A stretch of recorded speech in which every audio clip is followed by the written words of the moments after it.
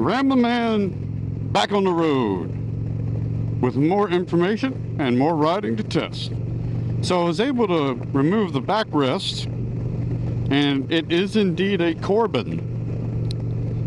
It had that written on the stem, and one of the reasons I wasn't sure if it was a Corbin was because Corbins, some of the backrests have a little screw that changes the positioning of the seat. Well, because he replaced the back of the helmet, because he replaced the back plate on the backrest, you couldn't really see that pin. I removed the back plate, and then I was able to see the pin.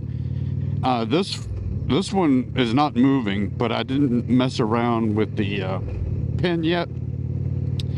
Unfortunately, it just hit me that in order to mess around with the pin, well, I guess I could screw off the back plate. I wouldn't have to take the whole seat apart. The seat, as you guys know, taking the seat off involves removing both side plates, removing the 2 seat bolts, then popping it off.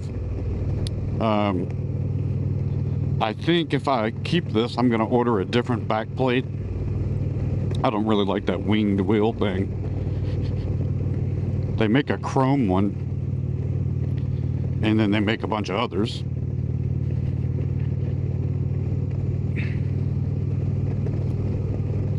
The screw also lets you put this in one of 2 heights.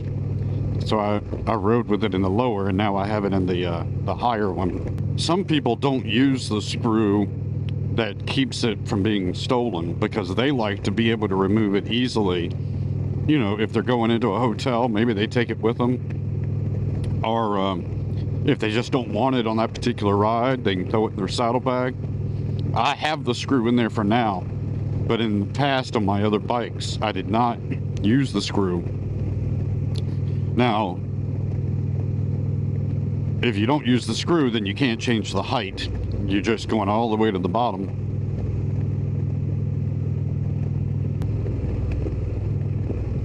You see how far that guy was?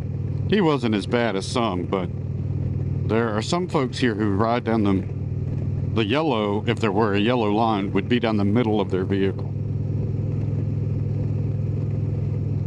That's why I don't like riding position 1 out here.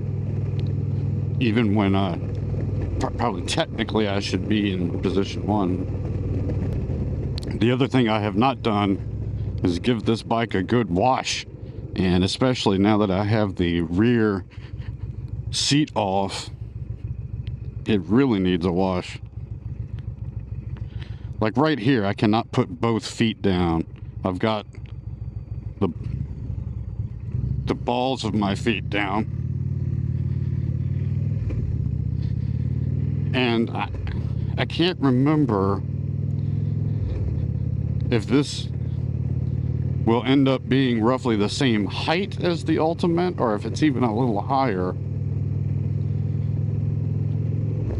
The other thing I'm questioning is when I look in the back, this Corbin is sitting in a way that I haven't really noticed with my other Corbin, that if rain was coming down, it looks like it would go right into the batteries and the battery. It looks like it would go right into where the wires and the battery are. I don't know what you guys think about that. Maybe it's prepared for all that. Maybe it's been getting in all along and I just haven't thought about it. It's about 1:30. I haven't eaten all day. So I've got a free sandwich at Mission Barbecue. I plan to cruise on down to and take advantage of. That's the plan, at least, while doing an extended test ride with this Corbin seat.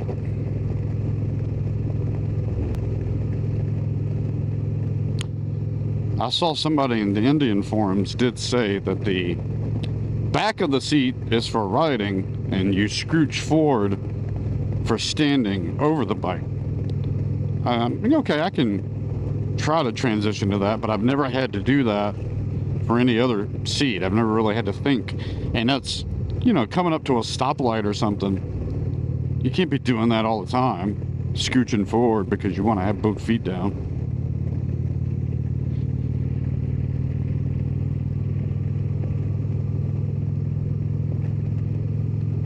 It's funny when you read YouTube comments or read forums and stuff, some of the same issues that people struggle with, and one of them is coming to a smooth stop with these big bikes. And I seem to go through good times and bad. Sometimes I don't even think about it. I think that's probably when I'm doing the best. And the past couple of days, man, I've been like coming in hot. And when I go to put my foot down, the bike is still moving, which is bad. You don't want to do that. One way to control it is using the front and rear brake until kind of the last couple seconds. You want to let go of that front brake. And then some people use the friction zone to kind of control it right there at the end.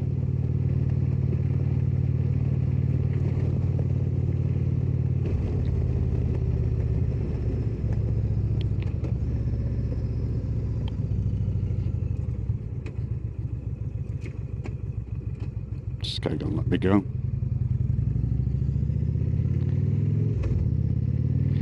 That was nice. I think they were being polite.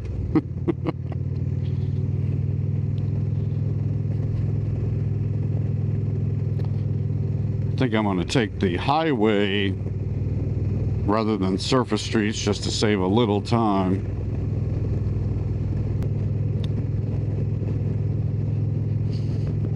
Sharing kind of just of a humorous story, a small world sort of story.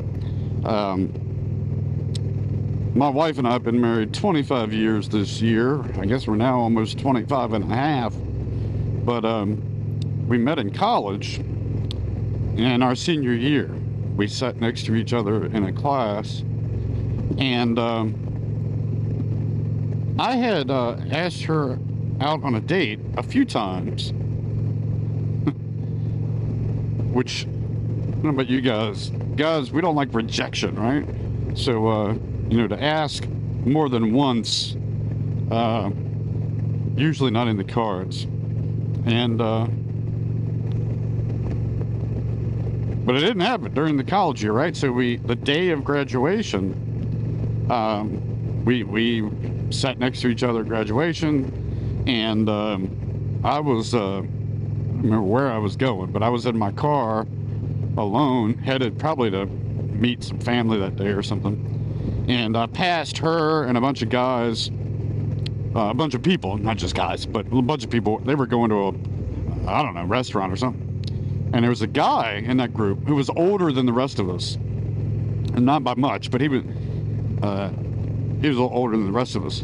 And he said to her, "Hey, how come you never went out on a date with that guy? Like, he's a nice guy. He's smart. Like, why wouldn't you go out with the guy? Give him a chance." And she was like, "Do you think I should?" He's like, "Yeah. Give the guy a chance." Well, I was riding down I-64, and she did. She called me, and we went out on a date the day, that weekend. I was on I-64, and I saw this guy. I hadn't seen him in years. And he lives right here. He lives right down this road right there. And we pulled in. Well, that timing of that story worked out pretty good, didn't it? He lived right there where we just passed. And he is CEO of a nonprofit group. He's kind of found his passion. Guess that car was going to come into my lane to pass that motorcycle even though I was here, right? Did you pick up on that? The guy swerves to avoid the bicyclist as if I'm not here. That's just like my duty to get out of his way, I guess. But anyhow, he's the CEO of this nonprofit called Tech for Troops. And their mission is to take refurbished, and new too, I guess, but I think their big thing is getting refurbished sort of stuff and getting it ready to go and clear it up to help train veterans to get into the workforce. And this is also branched out to, I think, like, also some mental health, suicide prevention stuff that they do, which is an important veteran topic. He's got a passion for what he's doing, and he's loving it. It's hard work. Any non-profit group like that, it's hard work.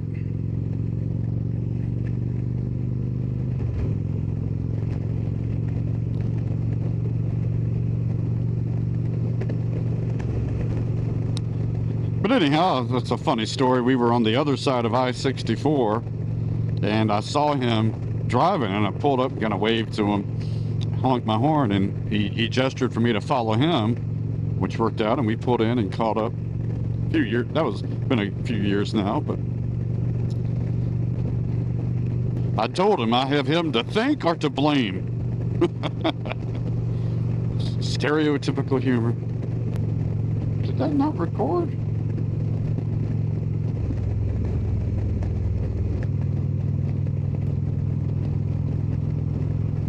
Oh man, I think I just realized the handlebars didn't start recording.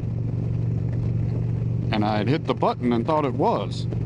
Guess I didn't hit it hard enough when I left the house, when I left my domicile. That's some Breaking Bad lingo, just joking around. My personal domicile. This is a domicile, a residence. This is my own private domicile, and I will not be harassed!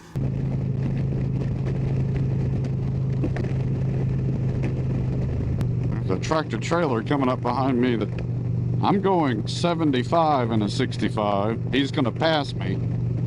He's passing a vehicle right now. Guy's flying. Right, I'm at 75 in a 65, and here he goes.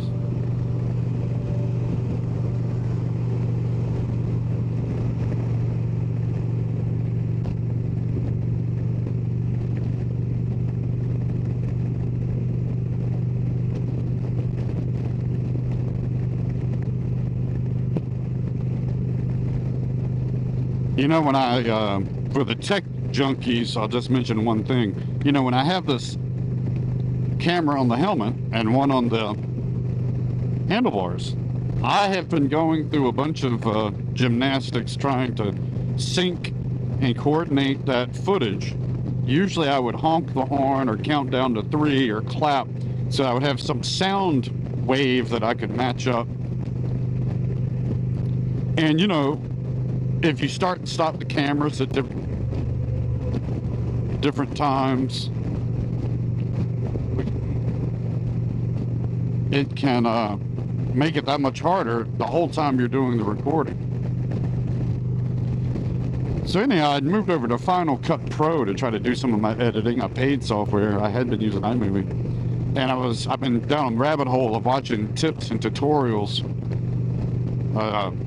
and I didn't know until I knew that Final Cut Pro has a setting or a feature that you can take 2 clips that you started at roughly the same time, or really they don't even have to be at the same time, and you tell them that you want it to merge it into one clip, and it uses the sound to do that somehow. It hasn't failed me yet, and it totally sped up my that part of my editing and made it so much easier. Because what it does is give you one combined clip, and I just toggle back and forth between handlebars and helmet. It has made it so much easier. And if I want to do picture-in-picture with it, I take the combined clip and just duplicate it, and then I hover them one over the other and play around with the framing. And anyhow, it makes it so much easier. I mean, just so much easier to work with it that way. For those keeping track, we're on I-64 headed east, and we're happening on Route 288 south. That will take us, I guess, where is this right now? Is this Ryko we're in, or Goochland? I should really know that. And then we cross into Chesterfield, Virginia, where I'm headed. The Corbin, to me, is feeling pretty good. Now, I need to give it the 45-minute straight to hour test, at least. So at this speed, and out on the open road at 75, is where my head shakes to the point that it gets hard to read signs. It's not, on a scale of 1 to 10, it's about a 4. I've had it worse, and if I close that vent, it gets worse. Let's see.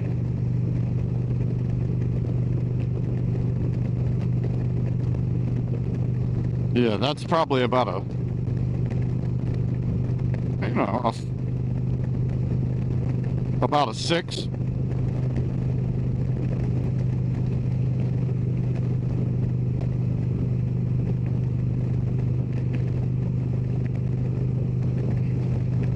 Yeah, for all those positions. Now I can feel a little more air center body, but just a little. But it takes it off my head. That's what it feels like anyway.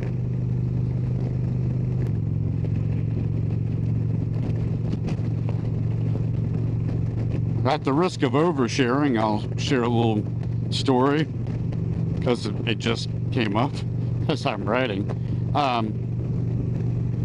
You know, if you're a Christian, if you're not, no worries. Don't run off.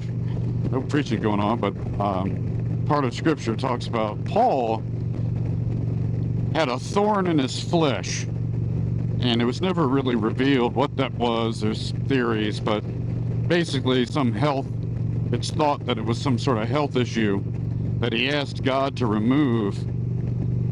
I think 3 times. I'm running off memory, but he asked him to remove it, and Scripture reveals God never did. And basically, again, I'm running off memory, said that you know, through your weakness, you know, my strength will be enough through your weakness. If I've gotten that really wrong, I'll correct it in the subtitles. And for me, one of like you guys probably feel like you got a few, right? One of them for me is about 19 years ago. I won't give the long version. I'm going to give the short version. I had a health issue where I ended up having, I'll call it a seizure. It wasn't a seizure. It was something else. But I had blood coming out of my mouth. Was convulsing. And messed up my back and shoulders. I think I've told that story before. But I was resuscitated. I was given CPR and resuscitated. And they tell me that to do that, they were actually doing the chest compressions. I had my CPR certificate for a while. I let it expire, but you know, everybody's seen on TV where they reenact it. But you know, basically you put your hand center and press. And out of that experience, you know, I guess it breaks your sternum, your ribs or something because it's forceful. And out of that experience, I've been to a number of doctors through the years, not for that specifically, but because I had other issues that arose out of that took me, man, I don't know, 12, 13 years to get resolved. But basically in my chest, my sternum, I guess it's like fractured from where they did the compressions. And when it healed, it's very sore and tender all the time. And the doctors have basically told me, well, would you rather have that or would you rather have been dead? And that's what happens with CPR. That's basically what one doctor told me. Let's see. Which choice would... But, anyhow, any sharp pain emanating from your left part of your chest gets your attention, right? And this thing will hit me at random times. you know, I'll move a certain way, or I'll be doing something, and I'll just get this sharp pain. Sometimes it's duller than other times. But the doctors have a number of different doctors through the years have checked it out, and basically they touch on a spot where it's very sensitive and say, you know, that's where eventually they get around to asking me. Sometimes I don't volunteer it. I want to see how they'll diagnose it. Did I ever have an injury? Did I ever have chest compression? So when I say yeah, they're like, yep. That is what it is, most likely. So that is one of the thorns in my flesh, because I was just riding down the road here, you know, 70 miles an hour, and I feel this sharp pain in my chest, right around where your heart is. And I can assure you, it gets my attention. So anyhow, that is one of the thorns in my flesh, is dealing with this. And when it happens, I was coming down 288 and I could feel it. And you know, you start to think, am I having a heart attack? Is there something going on? And it all depends on how I'm moving. I don't know what sets it off. I haven't figured out if it's the weather, but you can feel the cartilage. I can press on it often. I can sometimes press on it and feel and duplicate. Whoop, I thought this lane kept going. Did I miss my exit because I was running my mouth? Darn it. I did. Darn it, I totally missed the exit.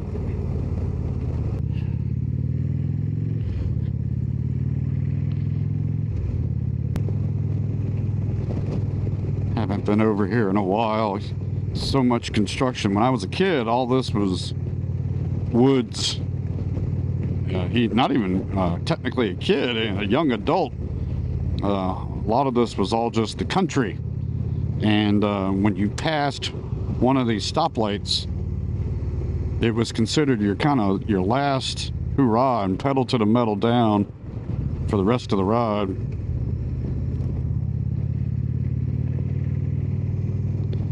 This is where I start covering my rear brake a little more through here.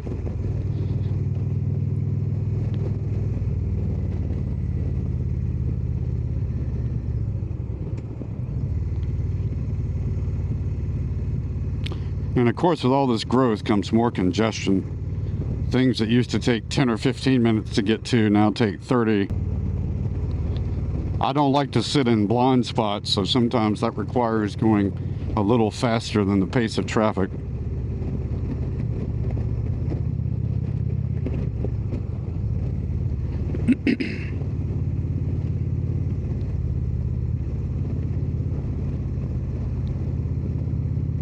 Like here, you got to be so careful. People jumping from lane to lane. People making an abrupt stop because they realize they missed their turn, left or right. Come on. Might make it through the light if you hurry up. Might make it through the light. Come on. Let's get through the light.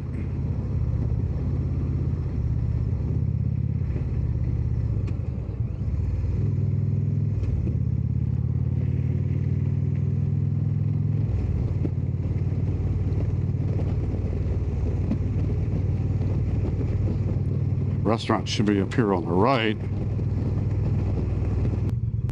All right.